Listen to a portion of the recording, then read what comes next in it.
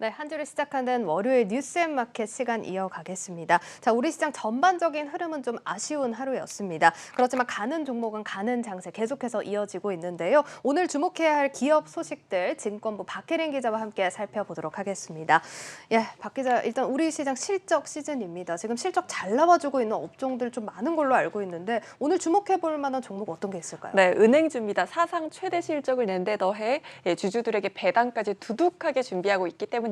맞습니다. 역대급 배당 때문에 더 기대를 받고 있는데 어느 은행이 그렇게 실적이 잘 나왔습니까? 네, 사실 특정 한 회사가 잘 나온 게 아닙니다. 예. 현재까지 2분기 실적을 발표한 곳은 KB금융과 하나금융, 우리금융, 농협금융 등인데 이들 모두 상반기 역대 최대 실적을 냈습니다. 신한금융은 내일 발표할 예정인데요. 이미 지난 1분기 약 1조 1,920억 원의 순이익을 내며 분기 기준 최대 실적을 기록한 바 있습니다. 예. 이에 따라 국내 4대 금융그룹의 올해 상반기 순이익은 약 8조 원에 달할 전망입니다.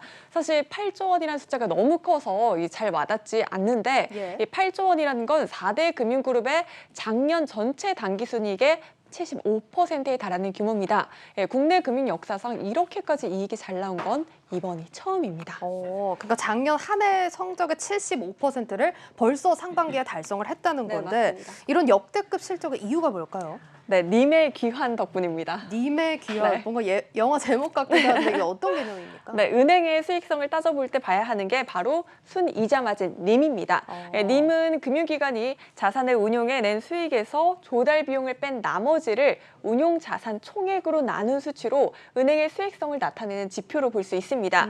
최근 예금 금리는 제자리인데 대출 이자가 훌쩍 뛰며 은행들의 수익성이 개선되고 있거든요. 예. 그렇다면 이제 님의 상승세가 가장 두드러졌던 곳을 한번 살펴봐야겠죠. 예. KB 우리 하나를 두고 비교해봤을 때 님 상승이 가장 두드러졌던 건 하나금융입니다. 이어 우리은행과 KB금융 순이었습니다. 지금 하나은행이 지금 님 상승세가 가장 두드러지고 있습니다. 당연히 또 따라오는 게 배당에 대한 기대일 텐데 네. 배당을 받으려면 그러면 이번에는 연말까지도 기다려야 하는 겁니까? 아닙니다. 앞서 설명드린 대로 역대급 실적을 거두면서 사상 처음으로 4대 금융지주 모두 중간 배당을 진행할 것으로 예상되는 상황입니다. 예. KB금융은 금융지주 출범 후 처음으로 주당 750원의 중간 배당을 결정을 했고 예. 우리금융도 지주사 전환 이후 처음으로 주당 150원의 중간 배당을 결의를 했습니다. 그간 중간 배당을 해왔던 하나금융 또한 주당 700원의 중간 배당을 시행하겠다고 밝혔고 신한금융도 실적 발표와 함께 중간 배당을 발표할 가능성이 높게 점쳐지고 있습니다. 우리금융 측은 중장기적으로 배당 성향을 약 30%까지 점진적으로 확대할 수 있도록 노력하겠다고 밝히는 등 앞으로 금융지주의 배당 성향은 더 높아질 것으로 업계는 전망하고 있습니다. 예, 지금 평균 배당액이 700원에 육박하고 있는 상황입니다. 자, 그러면 지금 시청하고 계신 분들 중에서 지금 투자하면 나도 중간 배당을 받을 네. 수 있지 않을까? 이렇게 궁금해하신 분들도 있을 것 같은데 지금 투자를 한다면 좀 늦은 겁니까?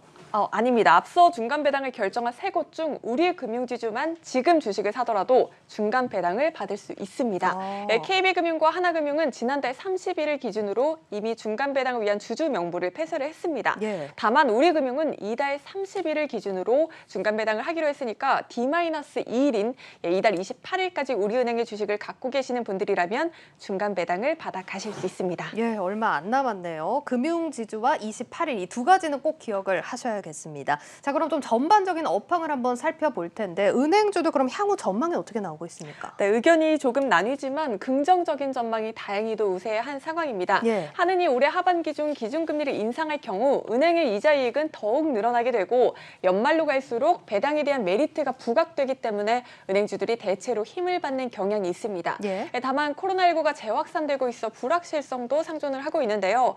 이 델타 변이 바이러스 확산에 글로벌 경기 회복 기대감이 약해지고 있기 때문입니다. 실제로 미국 10년물 국채 수익률이 하락하고 있는데 이 국채 금리가 하락하면 시중금리도 내려가게 된다는 점 유념하셔야겠습니다.